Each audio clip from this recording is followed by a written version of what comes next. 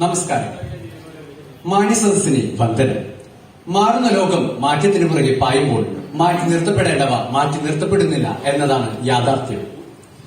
എനിക്ക് കിട്ടിയിരിക്കുന്ന വിഷയം കേരളത്തെ സംബന്ധിച്ച് ഏറ്റവും അധികം ചിന്താപരമായ ഒന്നാണ്. ഇന്നത്തെ ദിവസം അതിനെ ഏറ്റവും വിലമതിക്കുന്ന ഒന്ന് തന്നെ എന്ന കാര്യത്തിൽ യാതൊരു സംശയവുമില്ല. രാഷ്ട്രീയ കൊലപാതകം. ഇന്നത്തെ സമൂഹത്തിൽ രാഷ്ട്രീയവും രാഷ്ട്രീയ കൊലപാതകങ്ങളും ഏറിവരുന്ന കാലത്തിൽ രാഷ്ട്രത്തിന്റെയും രാഷ്ട്രീയത്തിന്റെയും അർത്ഥം മനസ്സിലാക്കാതെ പലരുടെയും സ്വാർത്ഥ താല്പര്യങ്ങൾക്ക് പുറകെ പായുമ്പോൾ ഉണ്ടാകുന്ന ഏറ്റവും വലിയ പ്രതിസന്ധിയാണ് രാഷ്ട്രീയ കൊലപാതകം. ഇന്നേ ദിവസം സഖാവ് വിജേഷിന്റെ രക്തസാക്ഷി ദിനമായി നാം കൊണ്ടാടുകയാണ്. ഈ ദിവസം തന്നെ ഈ വിഷയം കിട്ടിയെന്നത് ഏറ്റവും മഹത്തായ ഒരു കാര്യമായി ഞാൻ കണക്കാക്കുന്നു. ഒരുപക്ഷെ ഇന്ത്യയിൽ എന്തിനേറെ നമ്മുടെ ലോകത്തിൽ തന്നെ എത്രയേറെ രാഷ്ട്രീയ കൊലപാതകങ്ങൾ നടക്കുന്നു എന്ന കാര്യം നമുക്ക് പോലും അറിയുന്നില്ല. ഇക്കഴിഞ്ഞ കണക്കുകൾ പ്രകാരം 2010 മുതൽ 2017 വരെയുള്ള കാലയളവിൽ 763 കൊലപാതകങ്ങളാണ് ഇന്ത്യയിൽ നടന്നിട്ടുള്ളത് എന്നാണ് സുപ്രീം കോടതിയുടെ കണക്കുകൾ വ്യക്തമാക്കുന്നത്. കേരളത്തിലാകട്ടെ 2015-നും 2010-നും ഇടയ്ക്ക് നടന്ന കൊലപാതകങ്ങളുടെ എണ്ണം 63. ഈ 63 ജീവനുകൾക്ക് ആരും മറുപടി പറയും? ആരുണ്ട് ഇവിടെ ഇതിനെതിരെ സംസാരിക്കാൻ? ആരുമില്ല. ആരും തിരിഞ്ഞു നോക്കുമില്ല. 4 ദിവസം പത്രമാധ്യമങ്ങൾ അടിച്ചർത്തതിനെ പറ്റി സംസാരിക്കും. അവർക്ക് മാർക്കറ്റ് വാല്യൂ കിട്ടിക്കഴിഞ്ഞാൽ കഴിഞ്ഞു, അതോടെ തീർന്നു എല്ലാം. രക്തസാക്ഷിയായ മനുഷ്യന്റെ കുടുംബത്തിനും കുടുംബാംഗങ്ങൾക്ക് മാത്രമാണ് നഷ്ടം. ഒരുപക്ഷെ എന്തിനീ കൊലപാതകങ്ങളൊക്കെ നടക്കുന്നു എന്ന് ചിന്തിച്ചാൽ അതിനു പിന്നിലെ കാരണങ്ങൾ വളരെ ചെറുതായിരിക്കും.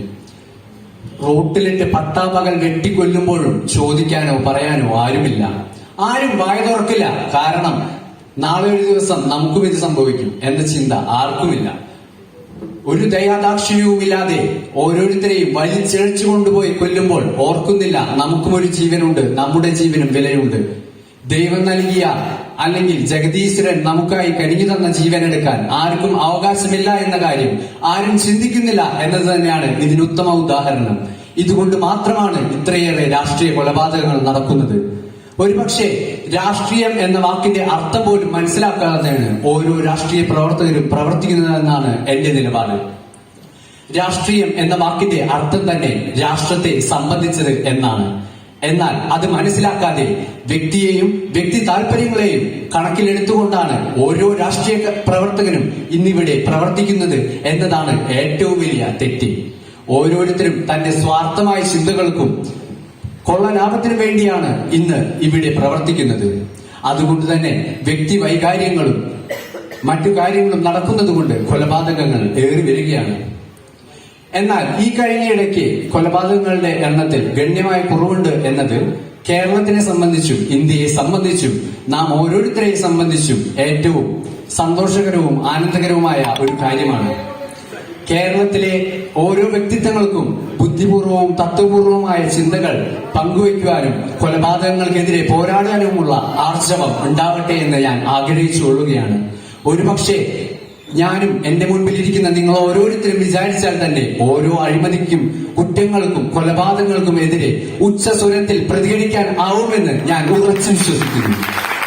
എല്ലാവരുടെയും ഒത്തൊരുമയോടുള്ള പ്രവർത്തനത്തിലൂടെയും രാഷ്ട്രീയ നിലപാടുകളോടുള്ള കാഴ്ചപ്പാടുകളിലുള്ള മാറ്റങ്ങൾ കൊണ്ടുവരുന്നതിലൂടെയും നമുക്ക് ഈ മഹത്തായ പ്രതിസന്ധിയെ കീഴ്പ്പെടുത്താൻ സാധിക്കുമെന്ന് നിസ്തർക്കം പറയാം.